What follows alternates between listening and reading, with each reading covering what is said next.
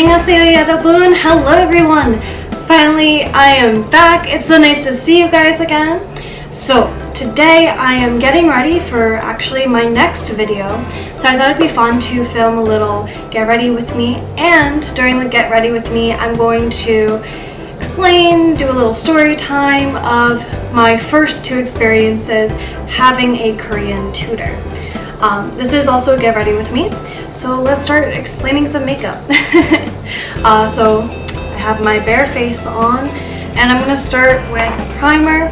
This is the Too Faced Hangover Primer. I'm just going to put a little bit on my face. So for my Korean tutors, I tried two different websites. One was Fiverr and the other one was Italki, I think it's pronounced. The Fiverr one, it actually cost $10 for an hour, and the Italki one was $18 an hour, but my teacher did a free trial thing, so really it was only $8, but usually it's $18. So it was cheaper, but in the long run it will be more expensive. So let me start off with my Fiverr experience, since that started first. That was actually about maybe like 6 months ago. I tried using Fiverr for a Korean tutor because I thought that'd be like a little bit of a cheaper way to get a Korean tutor, but turns out you could see why it was cheaper. So I went on Fiverr, I just looked up Korean tutor or Korean language teacher, and I just kind of tried to weed out like the best one. And then also it was kind of hard because one thing that I was always told was that the best way to learn Korean is from someone of your same gender. That's because guys just talk differently than girls.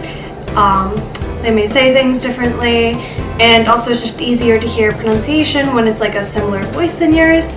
I'm not sure how true that is, but I heard that through Go Billy Korean.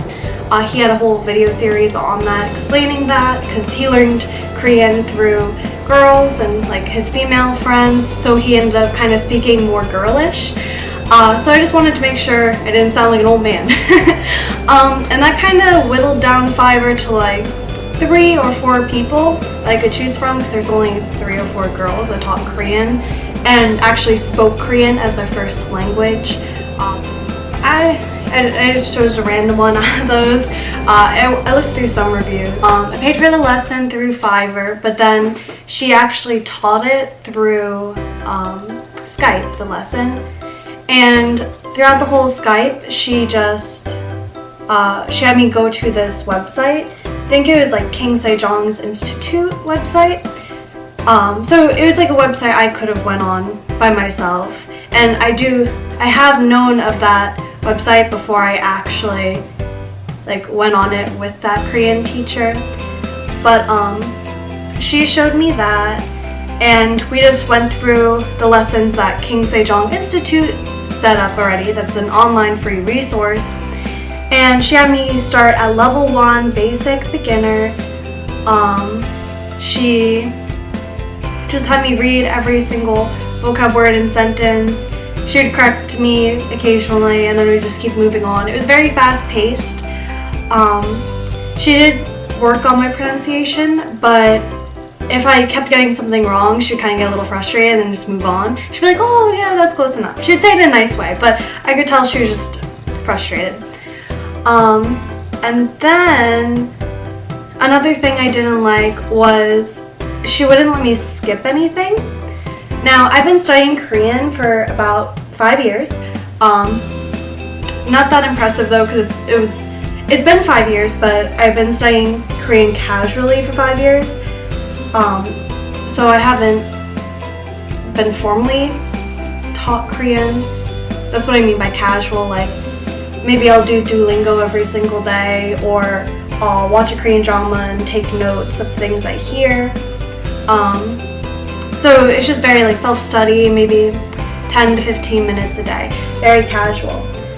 So I do feel like I know a lot of Korean, but it's all like random things, so I can't really hold a conversation that well, because I just know like random vocab words, and I may know like a few random phrases. nothing that I could use to have a whole conversation, if that makes sense. So we're going through all the beginner stuff, and I know most of it, and I can tell she's like skipping over certain things. So I kind of I'm thinking like, okay, I'm gonna test her a little bit, see how good of a teacher she actually is. So I noticed there was topic marking particles in a sentence, and I asked her, well, I know this vocab word, what is this thing that's attached to it? And she's just like, oh, don't mind that, that's just a thing. And she's just like, you're a beginner, we need to go over this, we'll get there eventually. And that was kind of upsetting because I wanted her to explain things, and there were some things I actually didn't know and she just wouldn't explain. She said we'll get there, and we never got there. But that was just, I like things being explained to me. I feel like the best way for me to actually memorize something is if I know how it works, and once I know how it works, then it's stuck in my head. I can't just be told this is this. I need to know how you get from here to here. So I just didn't like that she never wanted to explain anything. She just kept mildly seeming annoyed and just wanting to get through it. And then also another thing I didn't like was she was just using a resource I could get for free, and she didn't really help me with pronunciation that much because, you know, on the website it also has a speaker on there, a male and female speaker, so I really didn't need her. So after that lesson, I just kind of felt like I just wasted my money, I didn't need her, I could do this on my own, which I did. So I stuck to that website for a little while longer, but it wasn't my favorite. It had really good information, don't get me wrong, it's just it wasn't my learning style. It was just very like grammar heavy and just very dense and not very like interactive and fun and entertaining. I like to be amused when I learn Korean. Okay, so I'm gonna pause on my story for a little bit because I've been patting my face forever. Not because I need to, but because I've been stalling. So I just put concealer on. I use the Pera, I think that's how you call it. Pera concealer. Now I'm gonna reach for my foundation. I'm using the Born This Way Too Faced foundation. I have very dry skin, so I actually love this. It's a medium to full coverage, and it's really moisturizing, and I feel like I can wear this all day and it won't like start cracking or looking really ugly. Yeah. Gosh.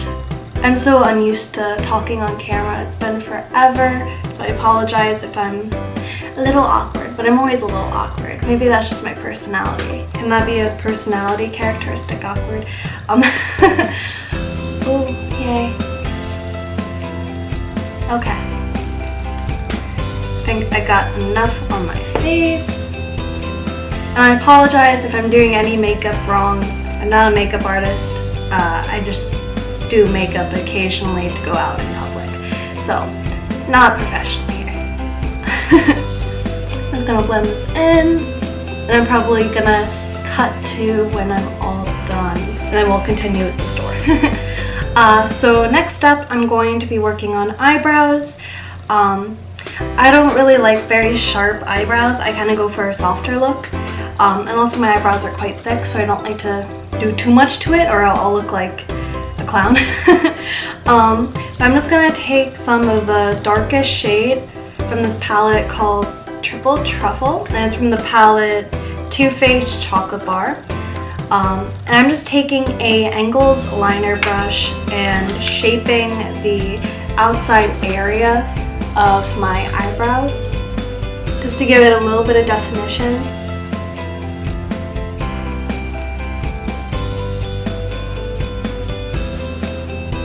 There we go.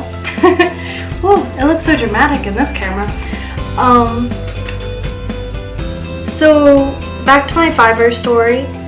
I think in general I wouldn't really recommend Fiverr for Korean lessons at this point because there's just not a lot of people on Fiverr actually teaching Korean right now, so your resources are kind of limited.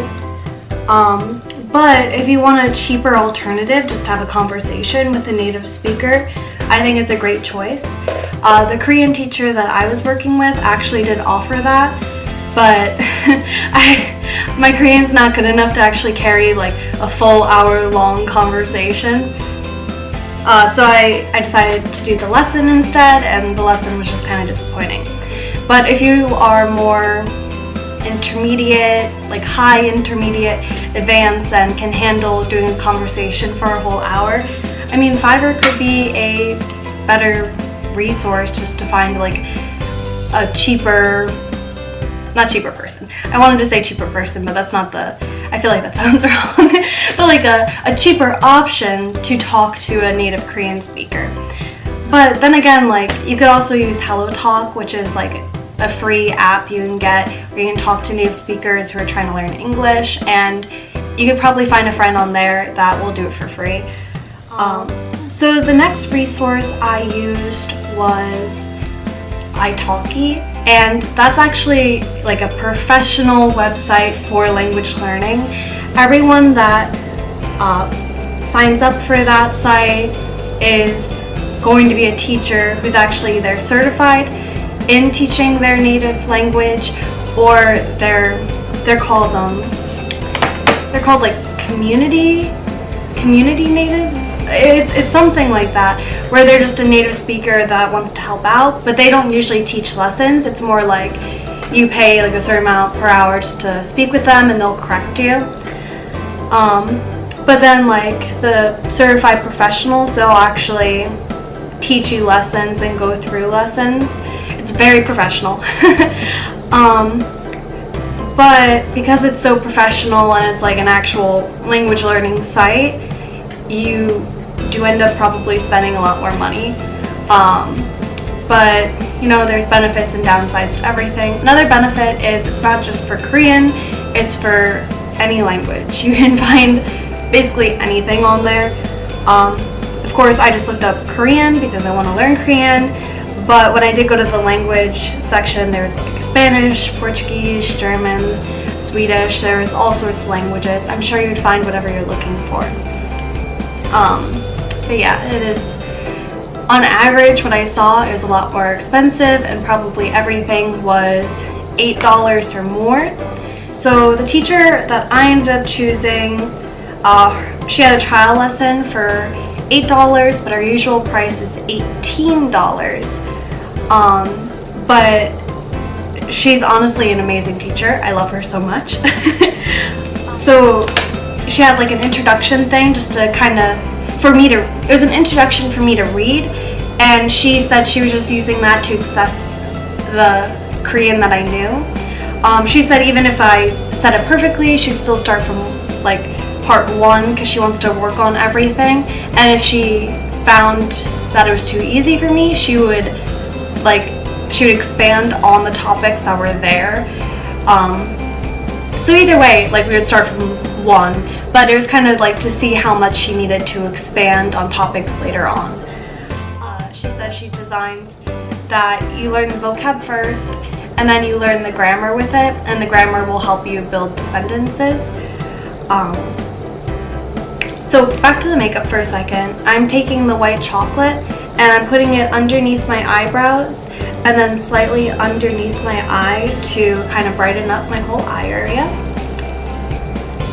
And I'm just using a nice fluffy brush. It is a B06 from the Spectrum collection. Next, I'm going to take more of a tapered brush. It is a B04 from the Spectrum collection. And I'm going to take the milk chocolate. I'm going to put it in the crease of my eye on both sides, and then I'm going to take it under my eye slightly. So back to the lessons. I'm actually going to pull it out for you. I'm going to take another little break from the makeup. We'll be back though. So she actually sent me a whole unit before the lesson, and she told me just to review it a bit, and sorry, I burped. She told me to review it a bit, and then we would go through it on the Skype class lesson. So to begin, Like I said, she gave me some things just to practice, to assess where I'm at. It was just like a little conversation and with some vocabs. She just labeled it like 1 through 10, a bunch of different sentences. She just wanted me to read it out, and then she asked me, do I know what that means? Most of the time, I dropped the paper. Most of the time, like I said, I'm very skilled with vocab, but I don't know grammar. So I'd be like, I understand kinda what this means because I know this vocab, this vocab, this vocab, but because I don't know the grammar, I don't know fully what it's trying to say. She also provided me homework. She sent me a bunch of audio files that she wanted me to listen to, try to translate, try to repeat, try to respond to, and that's basically it. It was a very good experience. She was a very good teacher. I would highly recommend her. The only downside is it's $18 an hour, so it is a little expensive. I'm only planning on doing 1 hour a week, and she does send me the whole unit in advance. Like, look how thick this is. So within the week leading up to that 1 hour, I'm gonna go through the whole unit, like drill it, self-study, and then just mainly work on pronunciation with her and just practice it. But I'm definitely gonna keep this up. I really like her as a teacher, and I think this is what it's going to take for me to actually turning my casual studying Korean into actually learning Korean. Back to the makeup, and when I'm done with the makeup, I'm gonna go to a Q&A that I started on my Instagram. I'll be doing like little Q&As on all my videos, I think, because I always get asked tons of questions. So every time I post, please ask your questions then. So let's continue with the makeup for now, and then we'll get to the Q&A. So I just finished with the light brown eyeshadow in the Too Faced Chocolate Bar palette. And next I'm going to move to the Strawberry Bonbon. It's just a light pink. I'm just going to put it on my eyelid, just kind of swipe it, and just kind of lighten up the look a little bit. And then I'm moving to a Volume 5 Spoiled Lips Cosmetic Palette. This is from a monthly subscription palette, and every month they send you a little range of colors. They all have these cute little cartoonies on it. Not sponsored, just like them. And I'm going to take the Hot Pink from this. It's super pigmented, so I'm going to go super light, and I'm going to use a very fluffy brush so it kind of spreads out a lot. But I kind of want more of a brighter look. That's what I think I'm craving today. And now I'm going to take my fluffy brush once again, wipe it off a little bit, and I'm going to take the Champagne Truffle from this Chocolate Bar palette. It's like a pinkish white highlight color. It looks very white in here, but it has like a soft pink undertone, so I think it will go with this slightly pink look. I'm going to put it in the corner of my eye and kind of blend it out a bit. That looks nice. I think it looks nice. Another thing I love about this palette is it smells like chocolate. That's the best thing about these Too Faced Chocolate Bar series, is the whole thing just smells like amazing chocolate, which is awesome because now I'm craving chocolate. I'm going to be doing snack boxes later, so I'm going to eat a bunch of chocolate, so I am super prepared. So I'm putting in that pink highlight, spreading it out a bit. Ooh, I'm getting happy. I'm doing good. I haven't done makeup in like literally forever. Next I'm going to take this Revlon Color Stay. It's just it's like a brown eyeliner, and I'm going to use this as my eyeliner, just to have a very soft eyeliner look. I'm going pretty thin with this because I just don't want this eye look to be that dark or intense. I'm putting a little bit on the brush, and I'm just going around my eye. When I'm done with this, I'm going to go back over it with eyeshadow to help soften it again. But I just want to put a little bit of depth into this look by putting the darker color, but not too much. And when I reach the end of my eye, I'm kind of flaring it out a little bit, following my natural downward slope of my eye. Just trying to make it look natural but open my eye a bit. So I'm going back into the Too Faced Chocolate Bar palette and getting the angled liner brush. I think this is just a cheap e.l.f. brush, but I really like it because it has a very thin brush on it, so you can really get like a nice thin straight line. Going back in with the triple truffle and going over the eyeliner I just did with the Revlon, and this is just going to help it add some more depth and also soften it a lot more because this was a little bit of a harsher line, so I'm kind of smudging it a bit with the eyeshadow. And I'll be back with you when I'm done. Okie dokie, eyelashes are good, they're set. Next, I think I'm going to move on to my lips. So I'm going to try out a gradient lip. I haven't done a gradient ever. I saw a quick video on Instagram and I was like, I want to do that today. So I'm just going with this soft pink lipstick by Josie Moran. I think that's how you pronounce it. It's just a very natural pink color. Putting it all over my lips. And then next you are supposed to take a brush or your finger and kind of smudge the sides. At least the lady did that. And I guess it's to kind of soften the look in your lip line. Because it's supposed to be natural-ish. I'm just using my finger because I forgot to bring Q-tips. And you know, the lady used her finger too, so she seems like a professional, so that means I'm professional too doing it this way. Right? Logic. So I softened it, and now I'm going in with a darker red color. And this is a Revlon Color Burst Liqueur Balm. And hopefully this will look good. This is more of a milky texture, so I feel like it's gonna look around. It's gonna move around a lot. That's the only dark red color I had, so we'll see. And she just applied it to the very inside of her lip. Actually, I don't think it looks so bad. I mean, it doesn't look like a true gradient lip, but I mean, not bad, right? It's not a gradient lip, but I mean, the colors mixed well. I like the color mix. It just completely meshed together. If you have any suggestions on how to actually do a gradient lip, let me know. I just watched a 30-second Instagram video and was like, yeah, I can pull that off. I guess not. Oh, I'm going in with the Hoola Benefit bronzer. This is my favorite bronzer.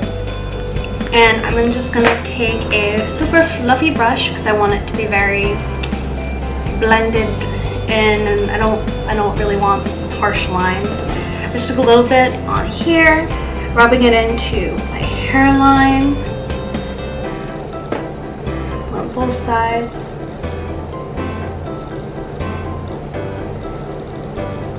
Then going side of my face and on my ear, so you know the color matches. Under my chin a bit. I'm gonna reach the other side of my face and go under my chin. And that's basically all I usually do with contour for the most part. Oh, my nose though. I forgot my nose. I do my nose as well, but I don't do the whole this thing because I like my face structure, but I wish it'd be a little smaller, so I go around. So I'm just taking a very fluffy tiny brush. I'm putting the Hoola bronzer on it, and I am going from my eye socket down and around the nose booble. I'm going to repeat that on the other side, nose socket and around the nose booble. And I'm going to blend it out on the sides a little bit. And then what I like to do is I'm going to use the brush I put my powder on And I'm going to use that from the side of my nose to kind of blend it. And by powder, I mean like the setting powder. I used this brush for it earlier, so it has a little bit of setting powder left on it. And I'm just going to blend my nose a bit with it. And then I'm going to take my Urban Decay Afterglow highlighter, and I'm going to put a little bit underneath my eyebrow, on my nose, and on my cupid's bow. You can never have enough highlight. And then I'm going to take my Too Faced, it is Too Faced blush. It's called Peach My Cheeks Melting Powder Blush infused with peach and sweet fig. I'm going to take a little bit of the pink and I'm going to put it on the plushy part of my cheek and just kind of brush upwards. So my look is done. I'll do a little montage, I guess, of my face.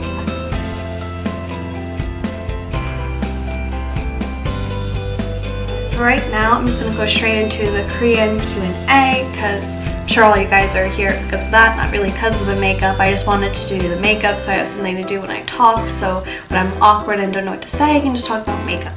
So that's why I swooshed them together. Maybe that was a little too honest, but let's go to Instagram, and I made a little post earlier today about the Q&A, and I'm just gonna respond to anyone who answered. So FLA8046 asked me, how long have I been studying Korean? Like I said earlier, I've been studying Korean for 5 years, but 5 years casually. So that means like 15 to 20 minutes a day. I've been just kind of like being a word of the day learner, or I'll watch a drama, pick out a few words, or I'll do Duolingo for like a week and then give up on it. But so very casual learner. I did do it for 5 years, but I still don't know that much Korean because, you know, my studies were never serious up until now. I'm finally taking Korean seriously. I now have my italki teacher where I'm sticking to her. I'm doing her lessons every week. So now I'm gonna finally be a serious Korean learner and hopefully reach fluency. So yeah, basic answer, 5 years. Okay, who is your favorite Korean drama actor? And Pan Chami NS asked me this question. It is Park Bo-gum. I loved him in Moonlight Drawn by Clouds. He is so cute. I love his smile. He is adorable, and my mom loves him too. We both fangirl after him, so he's amazing. Study Eddie. She asked me a bunch of questions, so I'll quickly go through a bunch of them. Some facts about your favorite color. My favorite color has to be, I don't know. I guess it depends. My favorite color to wear is yellow. I love wearing yellow, but I wouldn't say it's my favorite color. I'd say my favorite color just to have around me that makes me happy is like purples and pinks, and I also, on the other side of me, I also like very like aesthetic, like white, grays, but to me that's more calming. So I guess I have different colors I like for different moods. White if I want to be in like a calm mood. Pinks and purples if I want to feel happy, and I just feel like I love wearing yellow the best. I just always feel energetic when I wear yellow. So very long answer for a simple question. I'm sorry. She also asks, favorite hobbies. My favorite hobby is probably watching Korean dramas. I love working out. I work out 5 days a week, every single week. My favorite study snacks. I actually don't snack when I study. I find it very distracting for me because I guess probably because I'm so used to just snacking whenever I watch YouTube or Korean dramas, so my brain kind of just switches into that like lazy mode. So when I study, like the only thing I can have with me is tea or water, and I'll focus. So I'm not a big snacker when I study. Next question is, any travel plans for South Korea or even in the States.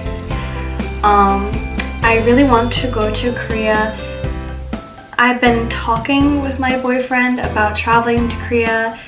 We're semi-serious about going in March, maybe. We'll see though. I don't know if it's actually gonna happen, but we've been talking about it. So that's the closest I have to plans. Study Eddie also asks, what languages do you wish to learn one day?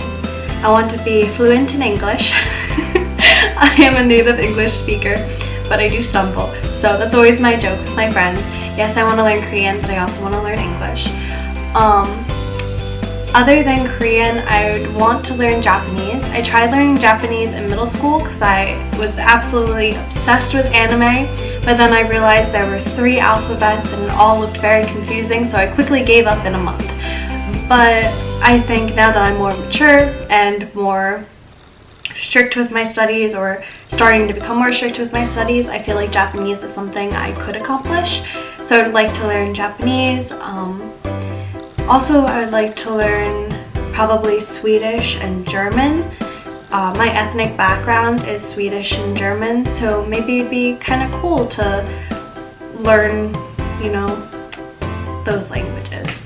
I don't know anyone that speaks Swedish and German. All my family, we've been in America for such a long time that like my parents don't know that, or my grandparents don't speak it either. It was all like my great-grandparents that spoke Swedish and German. But I still think it'd be something cool to learn to kind of like respect my heritage. But I don't think I would do that anytime soon. My immediate goal is Korean. What made you start learning Korean, and what was your push for the very first day? That's a good question. I don't know what initially started me learning Korean. I think it was just because I started watching K-pop, and I feel like that's the answer for everyone. I had a friend in middle school who loved Korean everything, and I met her freshman year, and I ended up sitting at her lunch table randomly because I didn't know where to sit. I just went to this like brand new high school, and no one that I knew from middle school went to the high school. So I just ended up at her table. I saw she was watching a YouTube video. She took out her headphones for a second, and I asked her like, oh, what are you watching to be social? And she showed me, I think it was like BAP, and she was watching a video of her favorite bias at the time, which was Zello. And me and her ended up just watching tons of videos. So all of lunch I ended up watching that. And then we ended up staying after school one day it was like for science club, I think. And both of our parents were running late, so we started watching a Korean drama together. And then I just started watching Korean dramas by myself. I started watching music videos by myself. And by the time, like after like a few weeks, I ended up watching more than her, and like she'd be watching a drama and I'd be like, oh, I already watched that, huh? But I got really into it. Also, for a little bit of time, when I was in middle school, my cousin, she ended up teaching in Japan and Korea, and I think maybe China, I can't quite remember, but I think it was mainly Japan and then for a little bit Korea. So when I was in middle school, she sent me a big box of goodies from Japan, and you know, that was kind of like, I was like amazed. I loved all the stuff. She sent me like a bunch of like funny like things from like their yen store. She sent me a bunch of snacks, and that made me really interested in Asian culture in general. And then she ended up going to Korea near the end of her stay, and you know, I talked to her about that. And then for school, we had school projects where like we could choose a country, and I always would choose Korea to talk about. So I think she kind of my cousin really influenced me to be interested in Asian culture, and my friend from high school really made me interested in Korean in general, because you know, she liked Korean too, and I already had this like love of Asian culture in general, just being like curious and like fascinated by it. So that combination just made me really like Korea, because like, you know, I people to talk to about it first off, and then also I already liked Asian culture, so like like it still fascinated me. I still really like Japanese culture and Chinese culture and Indian culture, like all Asian area, because it's so different from the Western culture I'm used to. So I think those two factors in my life really pushed me to like Korea and just Asian culture in general. But you know, over time I just truly loved it myself. It wasn't because of them anymore. It's just because I liked the language. I loved listening to the language. It sounds so beautiful. And I love hearing about the culture and the history. And in college, I'm actually a social sciences major. And you know, my main focus is Asian studies, and I've been learning more and more about Korean history, and I find it so fascinating and interesting, and I just love learning about it. And you know, honestly, if I do continue to be in like a East Asian studies major, I need Korean, because to, you know, write historiographies about Korea and ancient Korea, I'm gonna have to read Korean documents. So I'm gonna have to learn Chinese and Korean eventually to actually, you know, do my job. But for right now, it's just because I like Korean. Sorry, that was a huge explanation, but you know, Korean is something I'm passionate about, so I feel like I can talk about it for a while. What was the push for my very first day studying? It was because my high school friend said she wanted to learn Korean. The second she said that, I went home, I googled how to learn Korean, and I found Go Billy Korean. I watched this whole Hangul series that night, and the next day I came into school and said, you wanted to learn Korean? I learned Hangul, let's do it together. I was very excited about it, but then at that point she was just like, oh, I'm not that interested. She was just like, it was a passing thought. But then I kept going. I kept watching the YouTube videos. Again, never really seriously. I was a casual learner. But I think her saying that she had interest in it, that ignited my interest, like, oh yeah, wait, I can learn Korean. Yeah, let's do it. So that was like my initial push, I would say. Okie dokie. Next question. Why did you decide to do the study buddy? So I think Blue Lotus 80 is trying to say, like, why did I start my Instagram? Because my Instagram is Your Korean Study Buddy. I started it actually first, it was to share my drawing. I used to draw a lot, and it wasn't even called Your Korean Study Buddy. I think it was just k.l.hart Draws. And I got really into drawing, and then I started like writing Korean on my photos, and I noticed like people would comment on that, and then it just turned out to a full like study. Hey guys, I'm back. Sorry, my camera turned off. But back to what I was saying. So then eventually my Instagram just became like a full-on like study Instagram, and I would just post like what I was studying that day, and it really motivated me and inspired me to practice Korean every day, even if it was for 15 or 20 minutes. And then nowadays it kind of is more so for me to help teach others more than just to document what I'm learning. But now that I'm getting more serious into Korean, I think I'm going to start making it more into the study notes style Instagram where I'm showing what I'm learning. I'll still do my like teaching post every day, but I think I'm going to start doing 2 posts a day now. In the morning I'm going to do my teaching one, and then in the afternoon or evening when I'm done studying, I'm going to do a post of what I learned that day. So you're actually going to end up getting more content, not changed content. Rickson Ammo 10 asks, where are you from? I am from the United States, specifically Florida, but originally New York. And Ritika asks, what is your YouTube channel? Well, if you're watching this, you know what it is. It's Your Korean Study Buddy. Let's see. I think that's all I'm going to ask for. I think that's all I'm going to answer today, because the questions are kind of starting to repeat. It was so nice talking to you guys. Thank you so much, and thank you for being so supportive and welcoming to me for starting this channel again. I was so scared to restart it because I've been gone for a year. But I hope you guys like the content, and I really appreciate all your support and help throughout all the years. For 5 years, some people have been here. So, you know, thank you. I'm very grateful, and it was so nice being with you guys today. Okay, I hope you enjoyed this video and understood my ramblings. Have an awesome day. Bye guys. Thank you.